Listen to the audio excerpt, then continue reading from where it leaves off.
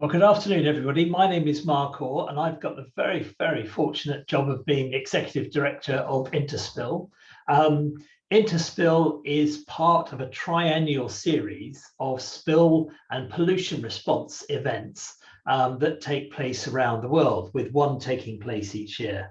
And in Europe, it's Interspill. In the United States, it's IOSC. And in Australia, where we're going next year, that's very nice, it's SpillCon.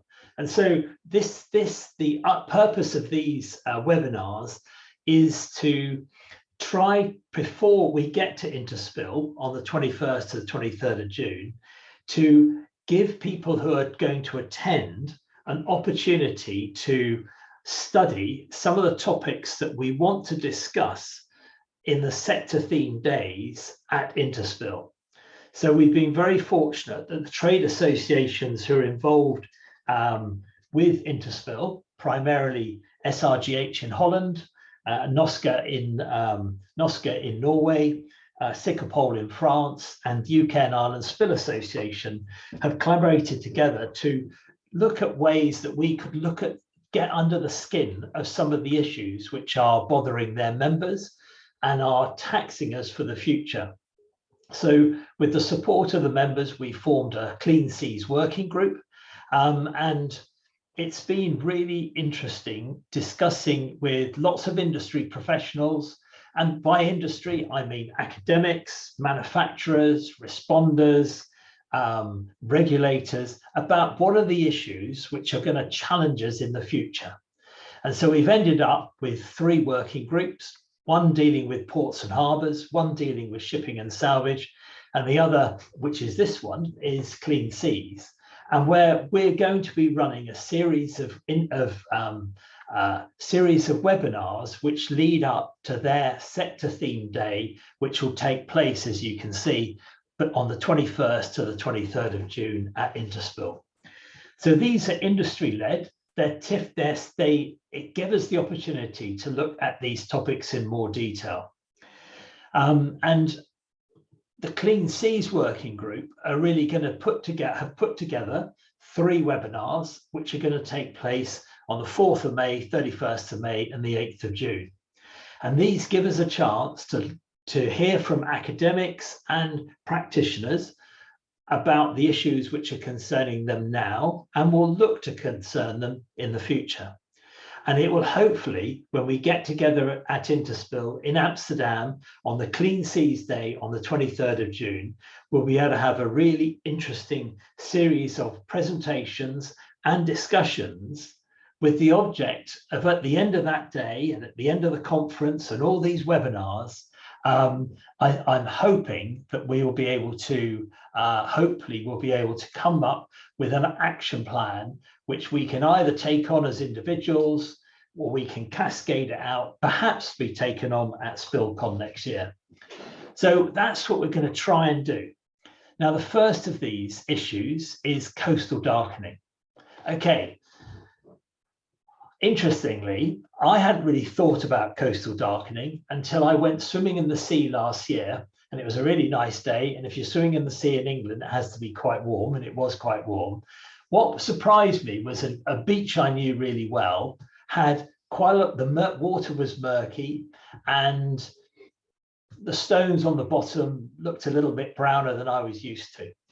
And then I was flying back from Portugal a couple of months ago, and it was a beautiful clear day, and I was flying back and we flew over the north coast of Spain, an area I know quite well from sailing. And one thing I noticed when I looked down over Santander was from the estuary coming out of Santander, it's a big estuary, it rather looked like this slide. And I wondered what that was, but actually I've been speaking to Mimi Throne-Holst, and I've been speaking to Anne, and I thought that is exactly what coastal darkening is doing. And anyway, as a keen sailor,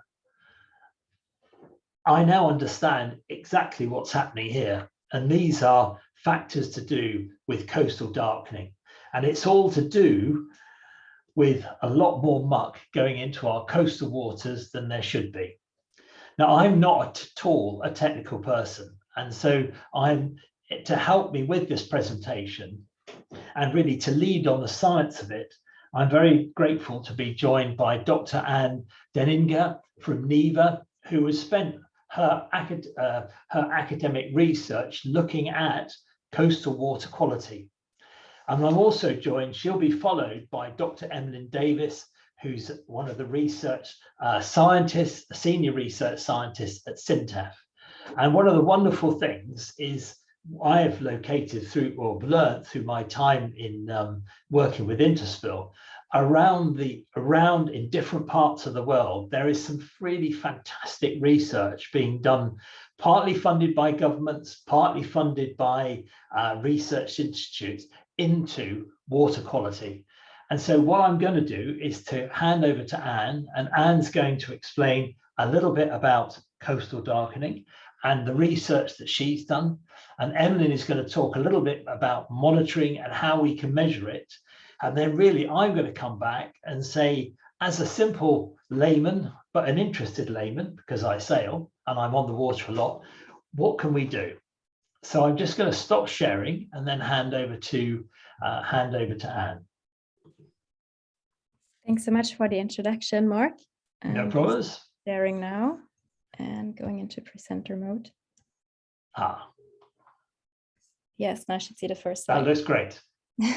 So welcome everybody to this webinar on coastal darkening. And as Mark said, I'm a research scientist at NEVA in Norway.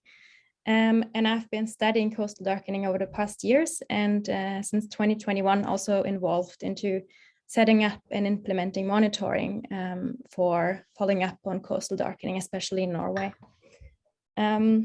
So I come straight to the point. What is coastal darkening? I'm not sure how many of you have heard about this new potential big problem to our coasts. And yeah, it's actually how to describe coastal darkening is quite straightforward. It is both a decrease in the light quantity, so we have less light penetrating through the water column, but it also comes in hand that it's not only all the light, but it's also different wavelengths being absorbed, so we also have a change in the light quality, and I will show you a bit more in detail what that means in the next slides. So just to sum this up, what is coastal darkening? It is a long-term important, it's a long-term increase in light attenuation in coastal waters. So not all changes we see are coastal darkening, they need to be long-term. Where light attenuation means a reduction in the light intensity as the light travels through the water. And this is due to the absorption or scattering of the photons in the water. So that was just some technical definitions. Now, the term coastal darkening was first mentioned in the scientific literature in 2009 in a study led by Dag Aksnes at the University of Bergen. And what you can see here on a graph is the light attenuation. So this reduction in light intensity from 1935 to 2005 at a station measured outside of Bergen. And you see here this increase in light attenuation, so the decrease in the light that they observed here. And since 2009, this topic has caught quite a lot of attention, especially in Norway, and there has been several research papers coming out and also several national reports. Because the Norwegian government and the Norwegian Environmental Agency was very interested in the topic. We led a report on this topic in 2001, which I recommend you reading if you're, yeah, it's a very good summary, also very nice, a lot of literature, very relevant literature in this report. Coastal darkening is also a topic, of course, very interesting to society and to everyone that goes out swimming in the sea. And it's a topic then, yeah, it's of major concern here in Norway. And yeah, you just see some press releases in the Norwegian media here about this problem. So setting a scene for coastal darkening, this is what it is. So what are the mechanisms And I have here a picture of an example here that's outside the coast of Svalbard, and you see the coast is getting dark. And this is caused in this case, for example, by an increased amount of material from land, as also an example by Mark, this material coming to the coast, absorbing the light and then affecting the light climate. And I just want to mention in a few slides what happens in the water when we have this material coming into the coast. So here you see the blue water of the coast. And of course, the water itself has light absorbing and scattering properties. And you see here, especially the water appears blue because if you look at the light spectrum here from violet to red, then especially the green to red parts of the light are absorbed, and that's why we perceive the blue water as blue. Now, when we have material coming in, for example, from land, this is an example we have, for example, brown freshwaters, and we know freshwaters, especially in the boreal zone, are becoming browner. If we have this brown freshwater coming in the coast, then this water especially absorbs in the ultraviolet or in the blue part of the light spectrum, and then this water appears more brown. Now I mentioned a lot it's material coming into the coast that's causing these changes, but it can also happen that you have other material that's appearing in the water column and absorbs light. Such in this case, you can see the phytoplankton bloom. And of course, these phytoplankton cells, they also absorb light, and they can affect the and induce this coastal darkening. And this appears green because the phytoplankton, they absorb in the blue and in the red part of the light spectrum, and then we see a green phytoplankton bloom here. I want to tell you this as well because if we monitor the changes in the light and in the marine optics, if we look more into detail at what parts of the light we are missing, that can also give us information of what is actually causing these changes in the light, such as, for example, a phytoplankton induced change in the light versus, for example, a land runoff induced darkening. So why is this happening? This is, of course, a very important question to answer. And coastal darkening, as I already mentioned, can be induced by different drivers. One important driver you see on the top left corner is what induces phytoplankton blooms. That can be activity on land that stimulates increased runoff of inorganic nutrients that stimulate blooms in coastal zones. And summarized all in these pictures is, of course, the land use changes that are happening on land that induce an increased runoff of material from land to the coast. So as an example, the inorganic material, but then also organic material. And here, again, land use is a main driver causing this increased land-ocean interaction.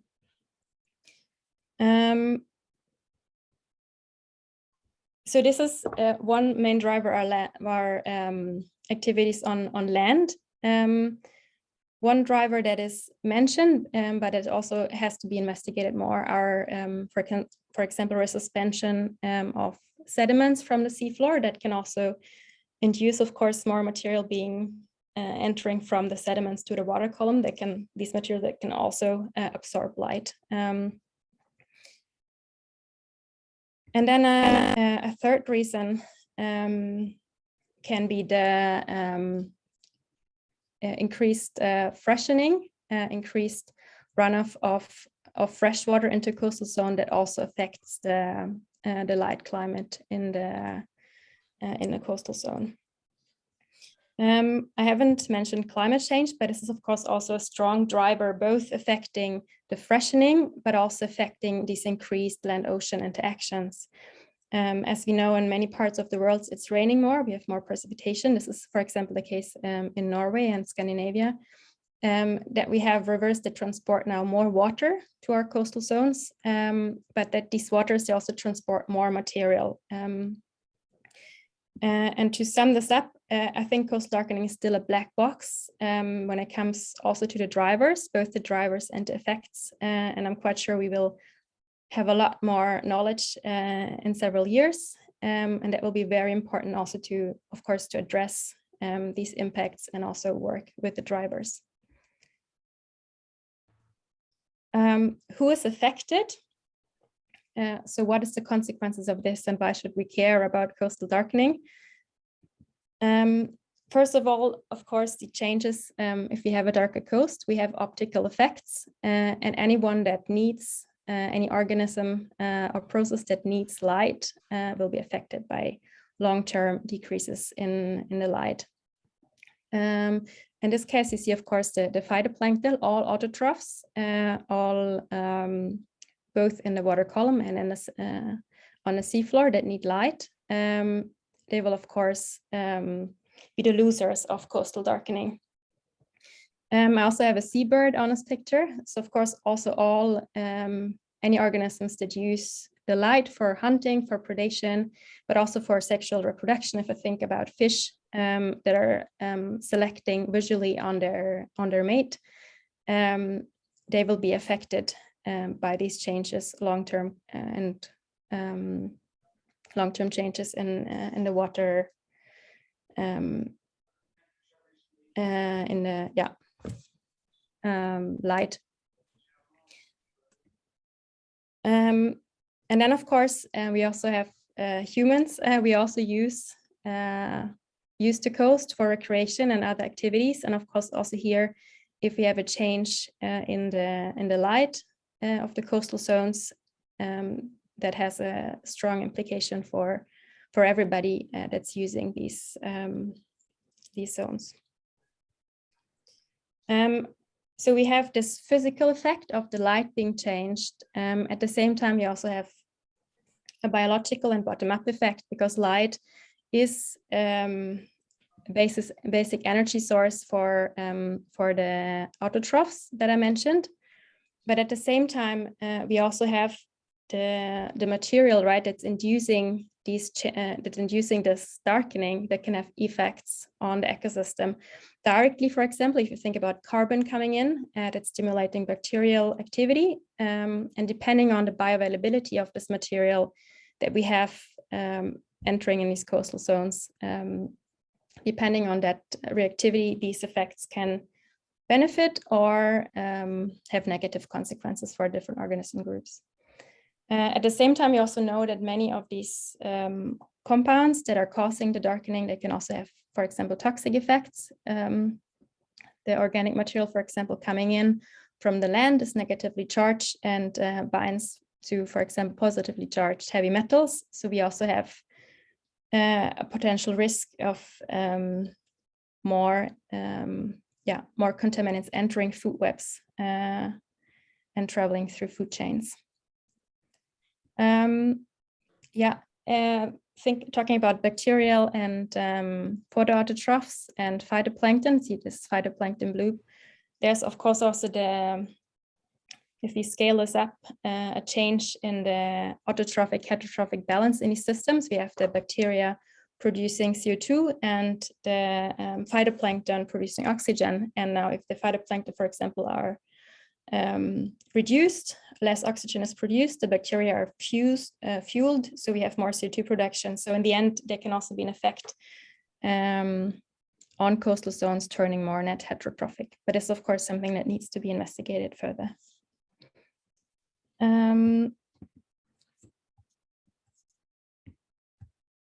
Now the next slide, just an example of what can happen on a seafloor. So along the Norwegian coast, the kelp forests, they're on a heavy pressure, and it has been observed that there's a switch from these kelp dominated kelp forests to these turf algae overgrown seafloors. And this has also been linked as one reason to this ongoing coastal darkening. So there's losers and winners in this, and just to mention also some winners in this coastal darkening phenomenon. You see that, of course, that any organisms that would benefit of this material coming in and, for example, sedimenting down to the seafloor, they will be boosted, could potentially be boosted. So this is example of benthic filter feeders that might benefit from the coastal darkening induced by this material. And then just one last slide to, again, to sum up. So of course, this can have consequences for the coasts as sources of elements, carbon, nitrogen, but also sinks. If you think that if you have more bacterial, if you simulate more bacterial activity and phytoplankton and everyone that's storing the carbon, the kelp, for example, there's a direction, and of course this changes the whole balance and the whole role of the coastal zone as a carbon source or sink. What is next? Just to sum this up. So I've been involved quite a bit these last years with monitoring and how to follow coastal darkening in coastal zones. And of course, this is a huge potential also for collaboration across disciplines. And this is definitely working with this and in mitigating coastal darkening and just addressing it requires working across many disciplines, from working on with researchers working with biogeochemical process on land, to oceanographers, to engineers. And one project that we got funded that started this year will address coastal darkening via remote sensing. That project is led by Dr. Teresa Harvey, and it's funded by the Norwegian Space Agency. So just some how we could monitor coastal darkening. Of course, drones offer a great opportunity possibility to follow up coastal darkening, especially on cloudy days when satellites cannot cover and cannot receive any images. Another great opportunity is to use existing ship routes and boats cruising across the oceans, equip them with sensors that can then deliver data to us, so we can actually map where is coastal darkening happening, where is it of great concern, and then zoom in and focus more on the processes in detail when we've identified these hotspots. Lastly, I just want to mention, so in Norway, this has been a great concern, and since 2021, we are now also investigating this via national monitoring, and measuring marine optics was included as one parameter in the national monitoring program that's funded by the Norwegian Environmental Agency. Yes, that's my last slide. That's great. Thank you, Anne. That's Thanks good. so If much. you we'll hand over to Emlyn, and then the idea would be is that I've got some slides at the end after Emlyn, and then we're going to which will talk about what we can do about it, what is within our control, what we can do to slow this down. And then I want to ask you some questions, thinking about it on the, what are we doing? What can we do as, what do you think governments can do, and how much collaboration is going on between all of you clever people who understand this? So we'll come back to those things at the end, but I'll sow that seed, Anne, because I know you're very active in that area. Emlyn. Yes, thanks. Can you hear and see my screen okay? Yeah, I love this one. Perfect. Yes, and thanks, Anne, for a really nice intro on the optics and how this is working. I like to start with this because this is kind of at least my motivation for trying to and understand what's going on around coastal darkening and in the ocean. We don't want to be doing things that are affecting this building block without really knowing the consequences of what we're doing. And it's exactly these things, the phytoplankton, the zooplankton, and also the bacteria which are changing with the coastal darkening as the runoff is altering what's coming into the ocean. But if we actually look at how the ocean looks like. I think this figure shows the complexity of what we're dealing with. So this is actually a snapshot from a model, the SynMod biophysical model in an area around Norway. And these are a few islands off the coast. And you can see here what the model is telling us is the phytoplankton and zooplankton distribution. So these are the things living in the water that suddenly have less access to light and a change in the chemistry of the water coming from all of these coastal darkening effects. So how do we actually do some measurements when the ocean is so complicated like this? Well, the absolute easiest thing to do is to jump in the sea and have a look. And this is actually a diving photo I took in the same area, actually, off the coast. And we can gain quite a lot of information from monitoring like this. We can use citizen science, we can take with us cameras, we can use artificial intelligence and image analysis to look at what's going on. And we can start to understand what kind of pollutants are there and how biodiversity is changing. But maybe this kind of monitoring approach is not very efficient, and how much can we really relate kind of swimming around in the ocean to actually coastal darkening? And that really needs a bit more advanced technology that we can deploy on a larger scale. So what we would typically do as researchers is we would take a lot of expensive equipment out on some large boats, and we would screw things together on a frame like you see here. And on this frame, we would have a lot of sensors looking at everything going on in the water column. And what this can do is send instruments under the sea, looking almost bottom up. Anna was showing us how we would measure top down from the satellites.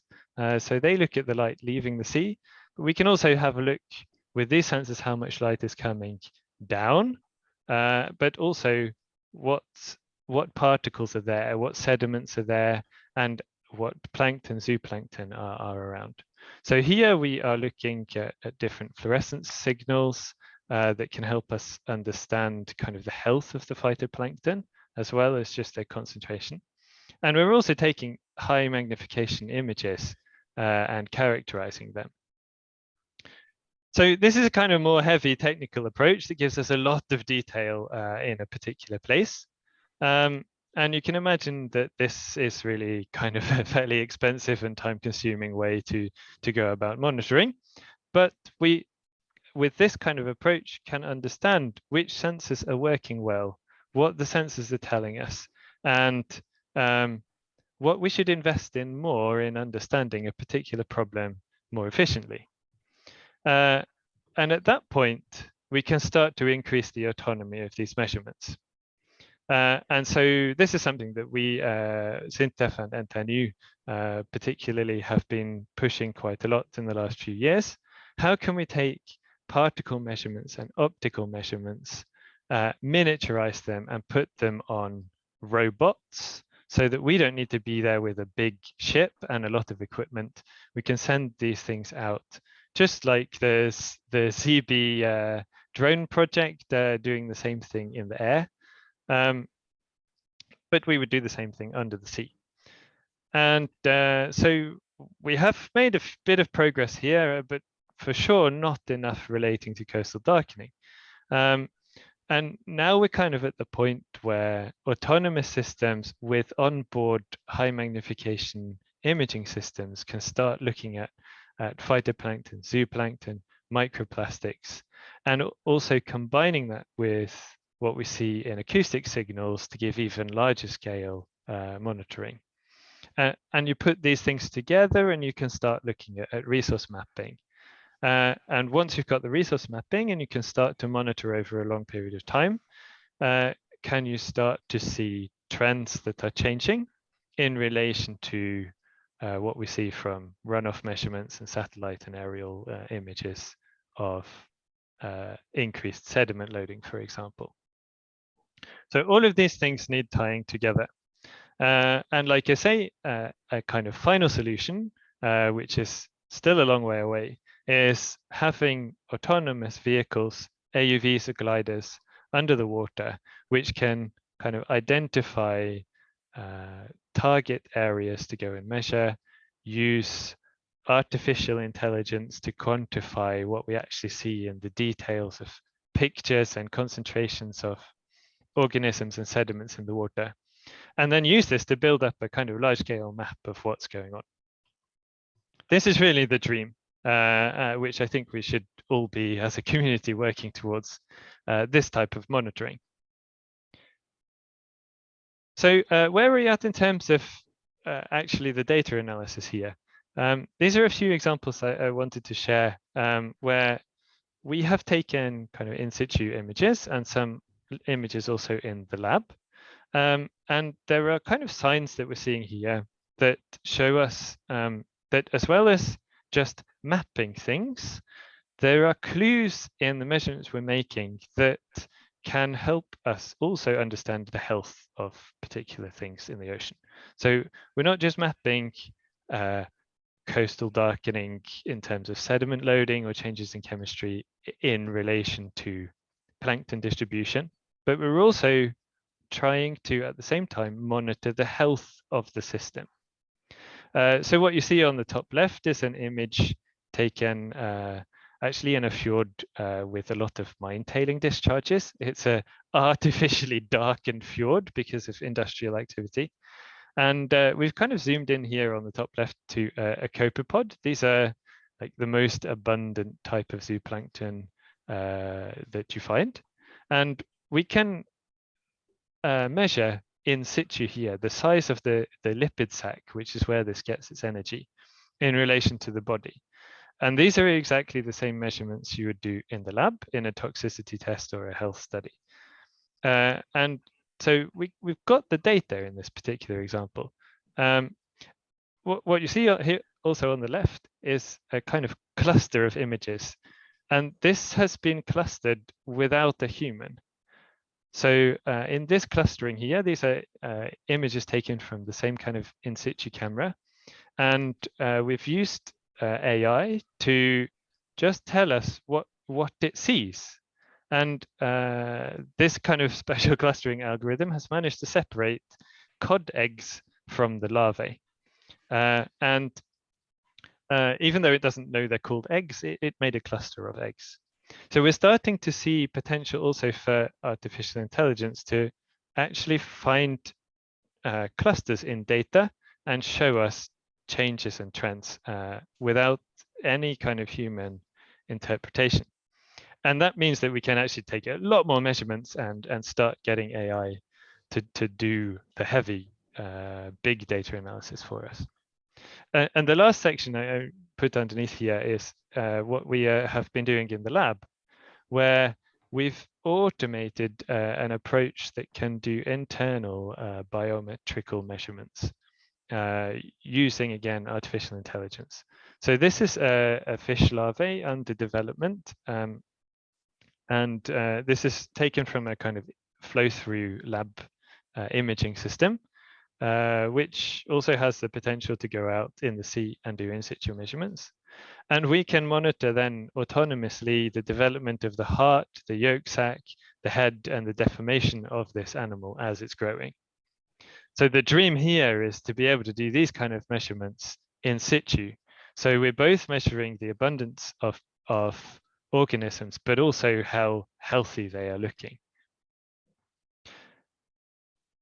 Those are just a few examples of imaging. I wanted to show this slide. It came from a nice review paper a couple of years ago, which gives a nice overview of kind of the sizes of different material you can find in the ocean, from submicron to many meters, and all the technology that exists either flew through flow cytometry, laser diffraction, imaging, that is designed to characterize different areas of this size spectrum.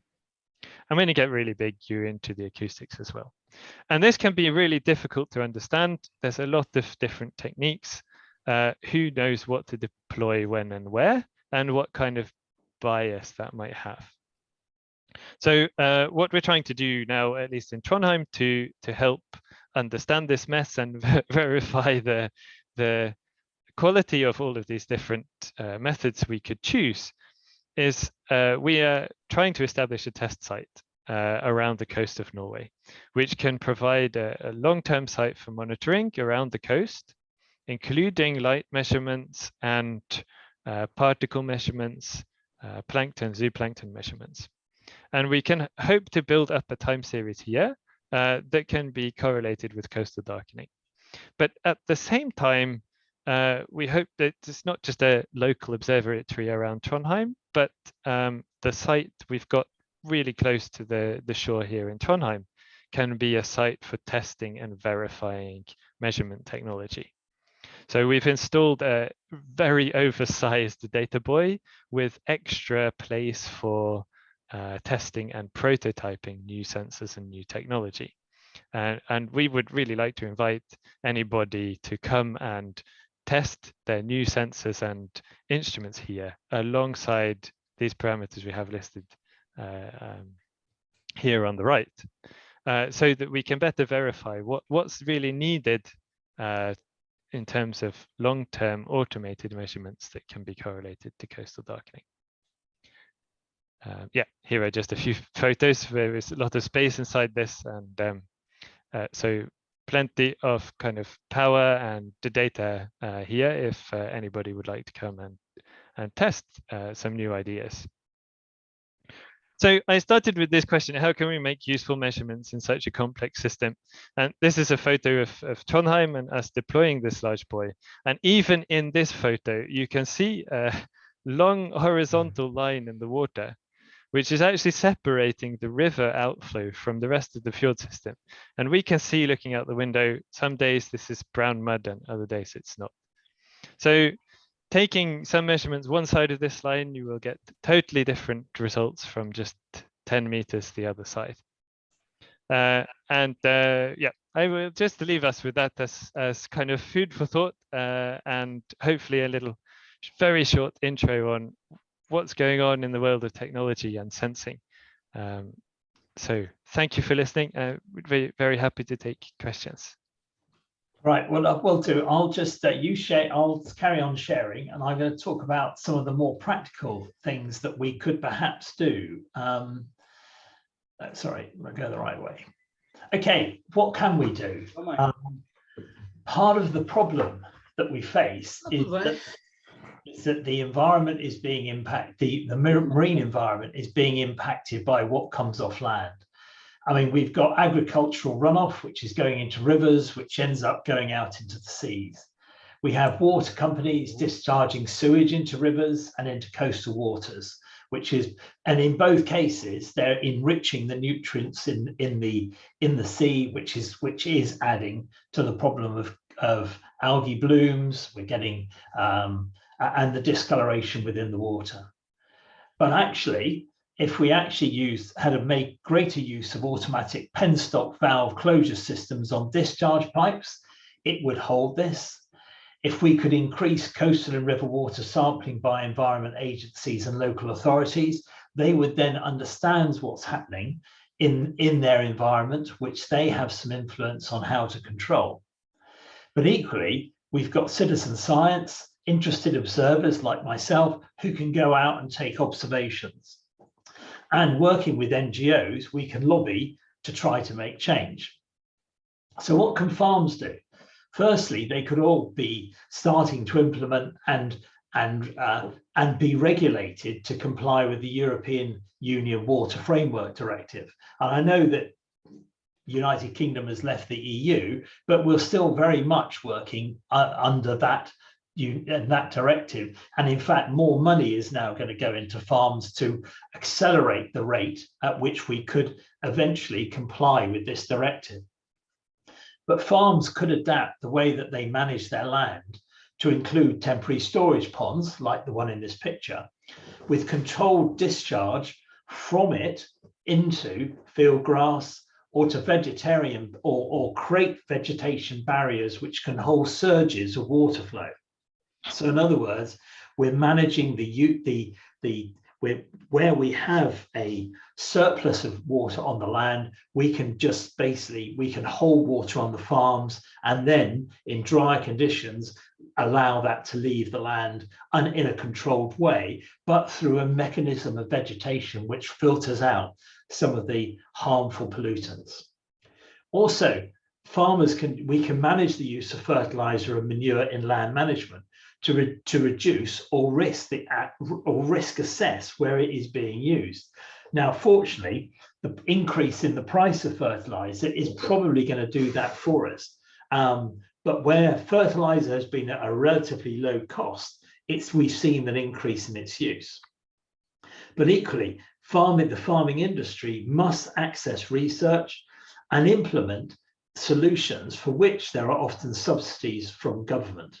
And if governments are not providing these subsidies, then actually they should be assisting in this. And part of the one thing which is happening in the United Kingdom is government is actively starting to do this. But NGOs and the scientific community should be putting pressure on government to introduce some of these changes. Sewage is a big issue, and I think it's an issue wherever the population is growing or where you have the population concentrating around cities, because the infrastructure is generally aged, and it is struggling to cope with the increased demand for sewage services. But actually, again, we need to enforce the European Union Water Framework Directive. And there needs to be greater control of discharges into rivers and coastal waters based more on science rather than operational convenience, which is what is happening and what is being abused by the water companies at the moment. And where you have lightly regulated water companies, the abuses that they're taking on the river environment mean that we're seeing those rivers being asked to take more nutrient from sewage than they can actually survive with. So it means that you have got to update infrastructure to enable higher volume of temporary storage in wet weather. And rather like the holding ponds that I saw for the farms, you need a similar system of high volume temporary storage tanks to deal with particularly wet weather.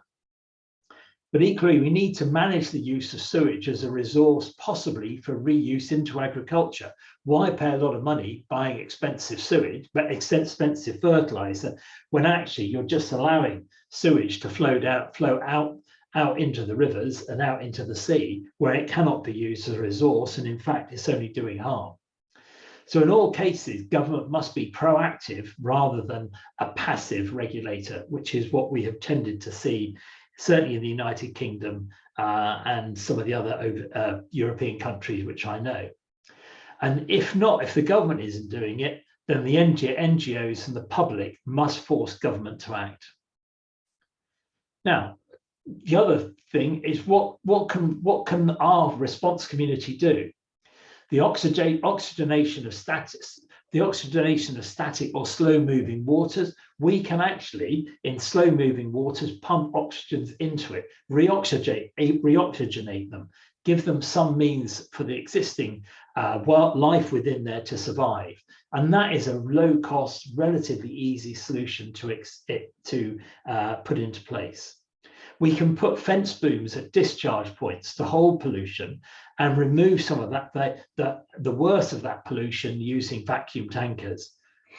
We can remove clustered algae and sewage using booms, skimmers, and vacuum tankers.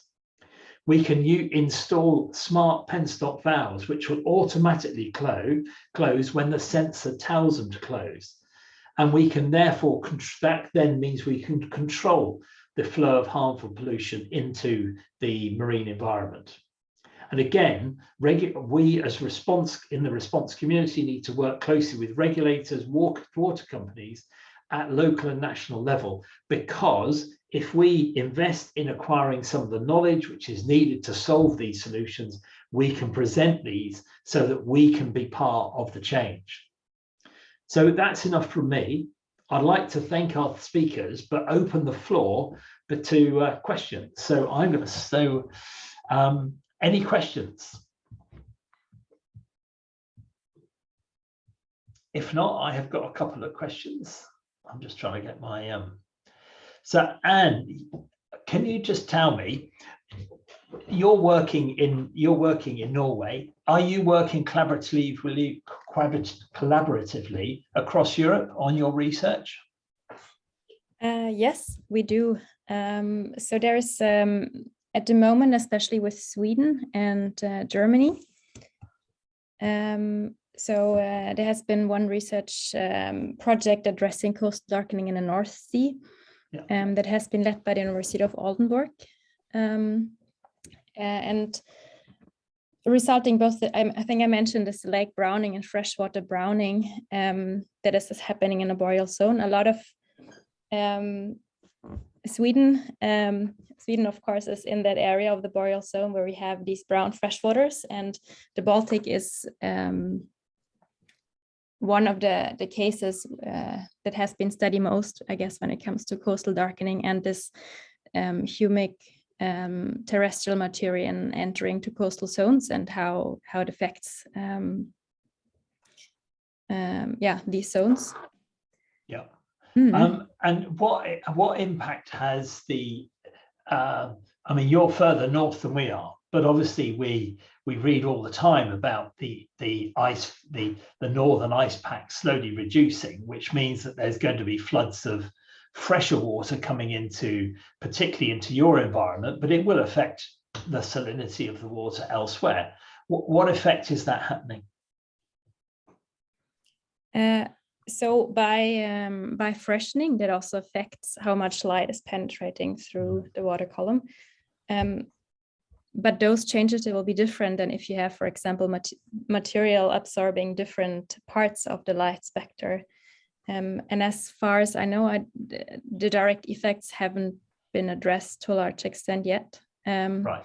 But then, of course, it also depends how this freshening, for example, might affect the stratification of the water. I mean, it's not just the darkening on top that can induce other effects that as a net will cause different consequences. Okay, good. Okay, anybody else got any questions? And yes, anybody can speak. I have a question, Mark. Could you just introduce yourself, please? Hi, I'm Brian Mitchell, and I live in Brittany in France. And we have a similar problem there, but it's to do with green algae. And this is algae that's actually floating in the water column. It's not like sargass that's floating on top. And Brittany has got very intensive agriculture. It's one of the breadbaskets of France. And of course, all of the fertilizer and the pig manure goes into the rivers, and it produces the green algae. And this is a very serious problem because the algae, with the big tides that we have, the algae comes on the beaches that rots and produces hydrogen sulfide. And there have been actually deaths associated with this because hydrogen sulfide is extremely poisonous. So I just wanted to mention the fact that whereas up to now, the solution has been to wait for it goes on the beach and then take it off with farm equipment, there is a movement to try and capture it in the sea prior to it arriving. The thing is, the algae is actually formed essentially in the area of the beach during high tide, and it's then carried out to sea, and then it comes back in again. We have enormous tides, essentially. So I think it's very interesting you were saying that the people in the community, the oil spill community, play a role in this with the techniques of booming and things like that there. I think there's a lot of interest to develop this. Yeah, I personally think one of the changes which is occurring as the response community moves from dealing with, let's say, a large volume of oil spills to a much lesser volume of oil spills, all of the response community is moving into things like plastic pollution, removing debris, getting involved, particularly some of the response companies. And I think one of them here in Portugal was involved in helping to clean up some of the mucilage, I think it's called, the sea snot pollution, which occurred when the waters, certainly down in Turkey and in many other coastal areas, became quite affected by massive growth of phosphorus enriched product around, which affected coastlines and things like that. And basically it was the response community which cleared that up. But what I see is that in future, if we know where the stuff is, and as Emlyn has said, and Anne has mentioned, we have the spies in the sky, the satellites in the sky, we have the drones which are flying, monitoring all sorts of other things. If we know where it is, we should be clearing it up, because the longer it remains, the more harm it's going to do. And the more, as Emlyn's graphic slide of all little wooden blocks with, you know, the building blocks of life, we actually need to protect, you know, the vulnerable, the phytoplankton, the zooplankton. We need to protect that, otherwise we're not going to have any life in our seas, and that's going to affect so many. So yeah, I mean, so I think these are all very relevant points. I've just had a question from Josh Duran. This is probably to Anne and to Emlyn. Are you working with the inshore shellfish aquaculture and the fishery industry to share the data and see what effects these may have on food production and quality? I can start. Yeah, you start, Anne. Ladies first. I think it's a very good question and point. And I think also collaborating or thinking about solutions. Mussels are filter feeders, right? And some might benefit from this material. But on the other hand, one has to be careful not to induce any more nutrient nutrient runoff effects from these facilities. So I think there's a lot. It will be very interesting to address this more. Okay. And anything to add to that? No. In fact, yes, an interesting thing. In a sense, are you working in a multidisciplinary research environment? In other words, is the fishing industry involved? Presumably it is, because you're being part of it. The research is being funded by your government. Yeah, for sure. And I think any oceanographic research has to, by definition, be multidisciplinary. And I think there is a lot of agriculture activity around the Norwegian coast, especially in Sintef. We have a lot of ties into agriculture.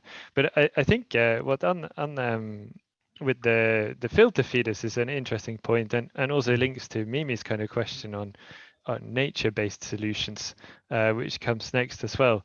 And I think it's also worth thinking that the coastal darkening is not the kind of problem where we can kind of take almost an oil boom and scoop it up. No. And we need to find some kind of new ways where we're not going to scoop up the entire ecosystem, if that's the kind of mitigation we're after. And for sure, the best way is to deal with it at its source. So I can see the role of kind of monitoring and understanding of coastal darkening pointing more towards the sources and mitigation before we get to the point of the coastal darkening being in the sea. And exactly what do you do in an oil spill? You stem the source, and then you clean up its effect. It's just the same thing repeating itself. But it is actually, the purpose of these webinars and what we're trying to do with Interspill and in the sector themed days is to put a little spotlight on things which are coming over the horizon, which are going to be issues. But actually, the knowledge, some of the knowledge exists in our industry already. Now, I've just got another point from Mimi. And how important do you think area use planning will be for mitigation of coastal darkening? I think that will be very important. And I think just want to add on, one big challenge with the coastal darkening is all these different drivers. It's not one, and it's so coastal darkening, I say it both as a symptom in a way happening because of all these different drivers, but then also as a stressor itself, right? And then we need to look at these different drivers, and also if you would want to make a plan of how do we address this, maybe prioritize the ones that are easier to address than others. And I think this changes in the practices, how we use land, for example, also how we mitigate, eutrophication mitigation, right? It will also help to work with these coastal darkening effects. Those are potentially easier, of course, to work with than if you think about climate change, right? That's and then also with the oil spill, you have more like a local source, but then with coastal darkening, it's very diffuse. You can have the rivers that transport the material. You can have the land itself. You can have, depending on how different structures are built across or along the coast, that will affect the runoff. You can have the resuspension just from the sediment itself along the coast. It's yeah, it will be a big task to deal. Yeah, but and how does this get communicated down to the decision makers? So, for example, in the area I live in, which is quite a heavily populated area, but there's a lot of farming and things like that. All new house building has been stopped until the nitrogen levels in the local waters at sea, in the Solent and the English Channel, that they reduce to a level where they're going to allow house building to stop, to start again, which is quite a significant thing, because that's hundreds of thousands of houses which will not get built until the nitrogen levels are reduced, or the nitrates levels, sorry, are reduced in the rivers and in the local estuaries. Whether that's a good thing, I think, but it is interesting that it can have that effect, and it will focus people's attention on trying to manage discharges into our rivers and to our local coastal waters. Are there any natural-based solutions that we could use? Are there any natural-based solutions currently being developed to mitigate social darkening? I'm actually not sure it's directly addressed yet. So for addressing eutrophication, yes, for sure. And should we encourage these? Should we encourage the deployment of natural solutions? For example, in the south coast of England, we've seen a lot of diving clubs out planting seagrasses where seagrasses have been destroyed. Is that a good thing to be doing? It seems to me that it is, because they help. I think anything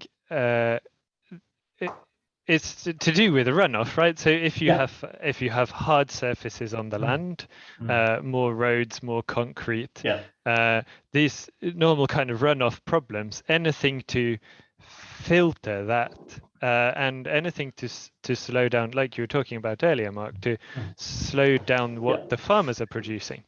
I think there are lots of on-land natural mitigators that could be considered as well.